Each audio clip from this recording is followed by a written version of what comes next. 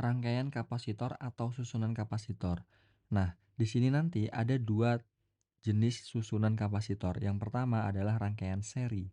Ketika kapasitor disusun secara seri, mereka terhubung berurutan ujung kapasitor pertama ke ujung kapasitor kedua dan seterusnya. Jadi kira-kira nanti gambarnya seperti ini ya. Nah, bayangkan nih, kamu punya 3 ember kecil berjejer, ya, berjejer, terus kamu hubungkan dengan suatu pipa kecil. Lalu, ember pertama itu kamu tuangkan air 10 liter. Nah, jadi air dari ember pertama yang 10 liter nanti akan melewati ember kedua, airnya juga 10 liter. Melewati ember ketiga juga nanti 10 liter, gitu ya. Jadi analoginya gini aja deh, misalkan gini. Ini ada ember nih, ember 1. Terus ini kamu hubungkan dengan sebuah pipa ke sini, terus nanti ini ada ember 2. Terus nanti di sini kamu hubungkan lagi dengan pipa, terus di sini ada ember ketiga. Nah, ember 1 2 3 ini nanti akan misalkan di sini 10 liter, pasti di sini yang ketuang di sini 10 liter juga, yang ke sini juga 10 liter. Jadi muatannya atau air yang bisa ditampung itu sama, ya. Tetapi ketinggiannya berbeda atau ketinggian nanti kita anggap sebagai analogi dari potensial listriknya, gitu ya. Nah, jadi nanti di sini untuk seri itu Q-nya sama atau muatannya sama. Jadi Q total sama dengan Q1, sama dengan Q2, sama dengan Q3, gitu ya. Nah, selanjutnya V-nya, V totalnya itu berarti ditotalin ya V1 tambah V2 tambah V3. Sedangkan C totalnya itu 1 per C total sama dengan 1 per C1 ditambah 1 per C2 ditambah 1 per C3. Nah, rumus ini dari mana? Jadi gini, kita punya rumus Q sama dengan CV. Maka nanti untuk mencari V sama dengan Q per C, gitu ya. Nah, kalau misalkan kita punya V total, itu kan sama dengan V1 tambah V2 dan seterusnya, gitu kan.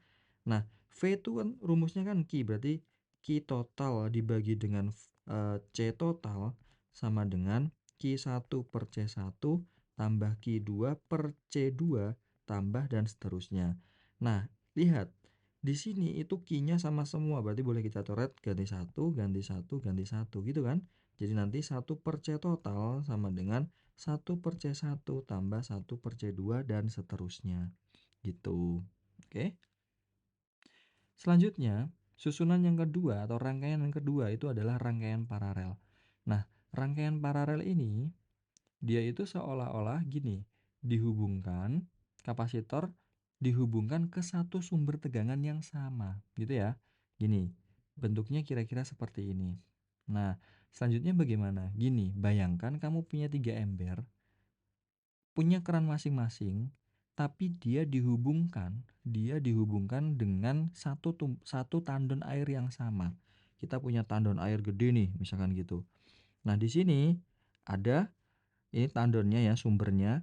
Terus nanti di sini tuh ada dibagi menjadi 3 ya, ada bercabang gini. Ini ember pertama, ember kedua, ember ketiga ya. Anggaplah ini embernya itu dalam keadaan sejajar ya ketinggiannya ya, ada di lantai 1 misalkan. Terus ini tandonnya di lantai 2. Nah, jadi kalau misalkan di sini 100 liter, belum tentu di sini 100 liter semua karena pasti akan terbagi tergantung dengan kapasitas masing-masing embernya gitu kan. Misalkan di sini 50, ini 30, ini 20 atau seterusnya gitulah ya. Nah, artinya apa? Artinya perbedaan ketinggiannya itu sama ya, dari sumber yang sama, dari sumber tegangan yang sama. Jadi V-nya nanti sama. Tetapi apa? Muatannya atau isi dari tandonnya, isi dari embernya itu nanti dijumlahkan untuk menjadi Q totalnya ya, untuk menjadi volume totalnya gitu ya. Jadi di sini tegangannya itu yang sama. Ya, jadi Q-nya tapi itu ditambahin ya. Jadi Q-nya itu total muatannya sama dengan Q1 tambah Q2 tambah Q3. Sedangkan V totalnya tadi sama ya, V1 tambah V2 tambah V3. Nah, selanjutnya C-nya langsung ditambahin aja, C1 tambah C2 tambah C3. Nah, dari mana? Ya dari rumus yang sama. Kita punya rumus Q sama dengan CV. Nah, kalau kita mencari Q total sama dengan Q1 tambah Q2 tambah Q3 dan seterusnya. Berarti di sini C total kali V total sama dengan C1 kali V1 tambah C2 kali V2 tambah dan seterusnya. V totalnya, V1-nya, V2-nya itu sama, berarti boleh kita coret. Gini, maka jadinya C total sama dengan C1 tambah C2 tambah seterusnya. Gitu ya. Energi kapasitor. Energi yang tersimpan dalam kapasitor adalah energi potensial listrik yang berasal dari muatan-muatan listrik yang disimpan pada plat-plat kapasitor. Nah, ketika kapasitor dihubungkan ke sumber tegangan, misalkan baterai, muatan positif dan negatif disimpan secara terpisah dalam dua platnya, ya, pada dua platnya, menciptakan medan listrik nih di antara plat-plat tersebut. Nah, medan listrik inilah yang menjadi tempat penyimpanan energi gitu. Nah, energi ini dapat digunakan kembali, misalkan untuk memberi daya sesaat pada rangkaian saat listrik padam, seperti pada flash kamera gitu ya. Jadi fungsinya ini hanya untuk menyimpan sementara. Ya biasanya itu ya pada flash listrik, flash kamera, biasanya pada apa? Biasanya untuk start awal pada kipas gitu. Itu biasanya. Nah, kapasitor ini tidak bisa menyimpan energi sebanyak baterai karena tidak mengalami reaksi kimia, hanya menyimpan secara elektrostatis. Ya, jadi penyimpanannya itu bukan penyimpanan kimia, hanya penyimpanan elektrostatis karena ada medan-medan listriknya, gitu. Oke, rumusnya itu W sama dengan setengah Q V. Nah, kita kan punya rumus tadi Q sama dengan CV, ya kan? Nah, dari rumus itu boleh kita tulis jadinya W sama dengan setengah. Q-nya itu kita ganti menjadi CV dikalikan dengan V. Maka nanti hasilnya sama dengan setengah CV kuadrat. Itu rumus yang kedua. Nah, selanjutnya juga kita punya rumus apa lagi? Bahwa kita kalau dari sini ya, berarti kalau kita menggantinya V-nya yang kita ganti, maka V sama dengan Q per C. Jadi rumusnya jadi gini, W sama dengan setengah Q, V-nya yang kita ganti menjadi Q per C. Maka nanti sama dengan setengah Q kuadrat per C. Itu rumus yang ketiga. Jadi sebenarnya kalian ngafalin rumus yang pertama udah cukup, setengah QV gitu ya. Nah, dengan W adalah energi yang tersimpan, satuannya joule, Q adalah muatan listrik, satuannya kolom, V tegangan listrik, satuannya volt, C kapasitor, satuannya farad. Perhatikan gambar berikut. Tentukan muatan, tegangan, dan energi yang tersimpan pada masing-masing kapasitor. Jadi ada 3 buah kapasitor, C1 dan C2 itu disusun secara paralel. Selanjutnya dia diserikan dengan yang C3. Jadi kalau misalnya kita gambar lagi, itu nanti jadi seperti ini nih. Nah, ini itu adalah C paralelnya hasil dari C1 dan C2 dan ini diserikan dengan C3 dihubungkan dengan tegangan 12 volt gitu. Oke. Jadi yang pertama yang kita kerjakan itu adalah mencari C paralelnya. C paralel sama dengan langsung ditambah ya, C1 ditambah C2 sama dengan 4 plus 2 sama dengan 6. Selanjutnya yang kedua, berarti di sini kan sama dengan 6. Di sini itu 3 gitu ya. Jadi antara C paralel dengan C3 itu hubungannya seri. Jadi 1 per C seri sama dengan 1 per C paralel ditambah 1 per C3 sama dengan 1 per 6 ditambah 1 per 3. Jadi nanti 1 per C serinya sama dengan 3. Ini kita jadikan menjadi 6. Ini 1 plus 2 maka sama dengan 3 per 6. Maka C serinya sama dengan dibalik ya, jadi 6 per 3 sama dengan 2 mikrofarad. Ini jadi juga mikrofarad ini. Nah, langkah yang ketiga kita mencari Q totalnya. Q totalnya berarti sama dengan C dikalikan V. Karena Q total berarti C total dikalikan dengan V total. Gini. Oke, maka sama dengan 2 dikali dengan 12 sama dengan 24 volt. Nah, jadi di sini kita tahu bahwa kalau dia seri yang sama itu Q-nya. Jadi Q di paralel dan Q di 3 itu sama karena dia hubungannya seri. Oke, jadi Q total nanti sama dengan Q yang ada di paralel sama dengan yang ada di Q3 ya, sama dengan sama-sama sorry kok volt sih, di mikrokolom. Nah, di sini sama dengan 24 mikrokolom. Selanjutnya, yang kelima kita bisa mencari V3. Nah, V itu rumusnya Q per C. Jadi V3 Q3 per C3 sama dengan 24 dibagi dengan 8 sama dengan 8 24 dibagi dengan 3. Oke, hapus dulu. Kembali. Nah, 24 dibagi 3 sama dengan 8 volt.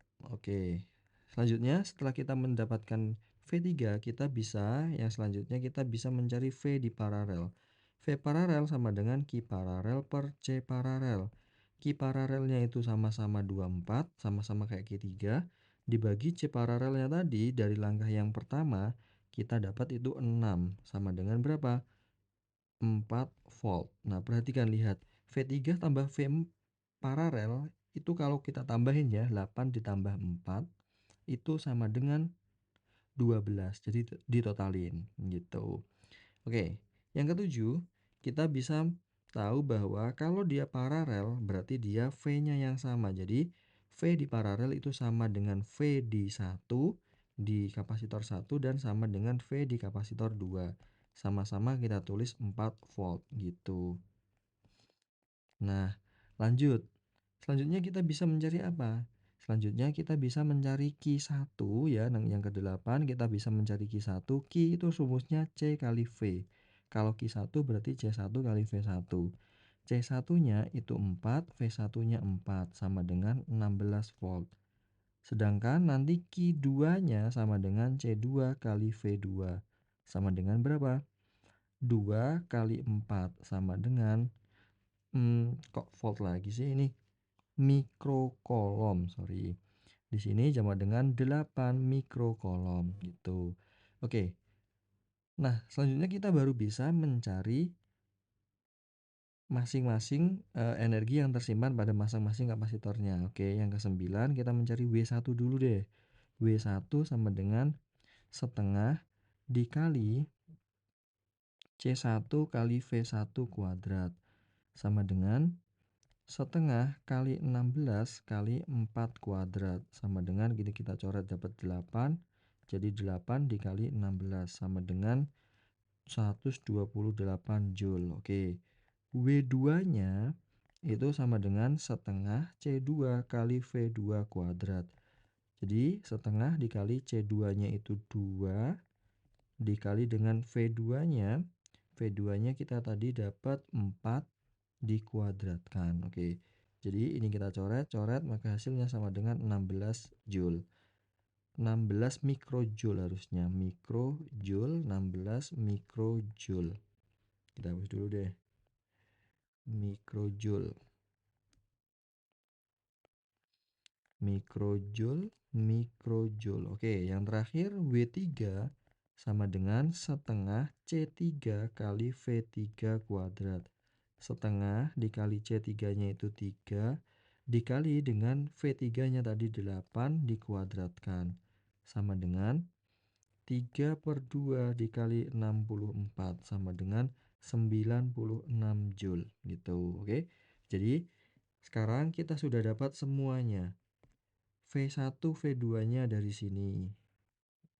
Selanjutnya V3-nya dari sini nih. Lalu apalagi? Q1, Q2, ya kan? Q3-nya tadi mana? Q3-nya ini. Nah, W1-nya ini, W2-nya ini, W3-nya ini ya. Jadi udah dapat semua. Oke. Sebuah kapasitor keping sejajar mempunyai kapasitansi C ketika udara digunakan sebagai penyekat antara kedua kepingnya. Jika kemudian digunakan 3 jenis bahan dielektrik dengan konstanta dielektrik 2, 1,5, dan 2,5 disusun seperti di gambar, maka kapasitansinya menjadi berapa? Nah, di sini itu awalnya itu dia tuh bahannya itu udara. Selanjutnya, dia diganti dengan bahan K1, K2, dan K3 disusun seperti gambar. Nah, sebelum itu kita lihat dulu di sini ya. Jadi kalau kita dari sini sampai ke sini itu kita anggap sebagai A gitu ya. Nanti dari sini sampai ke sini itu kita anggap sebagai D gitu ya. Maka kalau dari sini toh sampai ke sini ini berarti sama dengan berapa? Setengah D. Ini juga sama, dari sini sampai ke sini berarti kita anggap setengah D. Dan dari sini ke sini ataupun dari sini ke sini, ini berarti setengah A, gitu ya. Nah, ini juga ya, ini juga berarti dari sini ke sini, anggaplah dia setengah D, gitu. Oke, sebelum itu kita harus mendefinisikan dulu, menggambar ulang. Jadi dari rangkaian yang di kiri ini kita gambar ulang menjadi gini nih.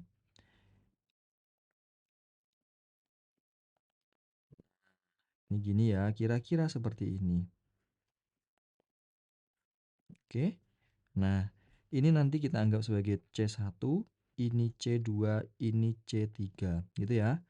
Di soal diketahui bahwa nilai kapasitansi awalnya itu adalah C. Ingat, kalau dia keping sejajar, maka rumus kapasitansinya kan gini, C sama dengan A kali epsilon 0 per D. Ya kan? Kali epsilon 0 kali epsilon R gitu ya. Nah, kalau dia udara biasanya epsilon R-nya itu 1. Nah, sekarang kita definisikan dulu C1, C2, dan C3-nya. C1-nya itu kan sama dengan A-nya itu tetap A, lalu epsilon 0-nya tetap, epsilon R-nya atau konstanta dielektriknya itu jadi 2 dibagi dengan setengah D. Nah, maka sama dengan berapa ini? 4 A kali epsilon 0 per D. Berarti sama dengan, aku tulis aja 4C, karena A kali epsilon 0 per D itu sama dengan C, gitu ya. Selanjutnya, C2-nya dengan konsep yang sama, berarti setengah A dikali epsilon 0 kali K-nya itu 1,5 dibagi dengan setengah D, gitu. Berarti sama dengan 1,5 dikali, ini coret ya, 1,5 dikali dengan A dikali epsilon 0 per D sama dengan 1,5C. Selanjutnya yang ketiga, C3-nya sama dengan setengah kali epsilon 0 kali 2,5 per setengah D. Maka sama dengan 2,5 kali A kali epsilon 0 per D. Kita coret juga tadi ya ini ya. Berarti jadi sama dengan 2,5C gitu. Nah, berarti kita udah dapat nih nilainya. Di sini itu 2,5. Sorry, ini 4. Ini 2,5. Sorry, ini yang 1,5 yang C2. Sekarang yang ini C3-nya yang 2,5 gitu ya. Nah, yang kita kerjakan dulu yang mana? Ini yang kita kerjakan dulu. Ini hubungannya nanti paralel. Jadi yang pertama, kita cari dulu nih C paralelnya, langsung ditotalin ya. C2 ditambah dengan C3 sama dengan berapa? 1,5 ditambah dengan 2,5 sama dengan ini 1,5C 2,5C gitu ya. Berarti di sini C sama dengan 4C. Nah, selanjutnya yang kedua, hasil dari paralel itu diserikan dengan C1. Kalau mau kita gambar lagi seolah-olah seperti ini nih. Ini C1, ini C paralelnya. C1-nya yang 4C, C paralelnya hasil C2 dan C3 itu tadi 4C juga. Nah, maka C1 dan C paralel itu hubungannya seri. Berarti di sini kita tulis 1 per C seri sama dengan 1 per C1 ditambah 1 per C paralel. Sama dengan 1 per 4 ditambah 1 per 4. 1 per 4C ditambah 1 per 4C. Sama dengan 2 per 4C. Ini masih 1 per C seri. Kalau dibalik berarti C seri sama dengan 4C per 2. Berarti sama dengan 2C gitu ya. Nah, ada lagi nggak setelah ini? Kapasitornya nggak ada lagi. Berarti ini kita anggap sebagai kapasitas total atau pengganti nama lainnya gitu ya. Oke.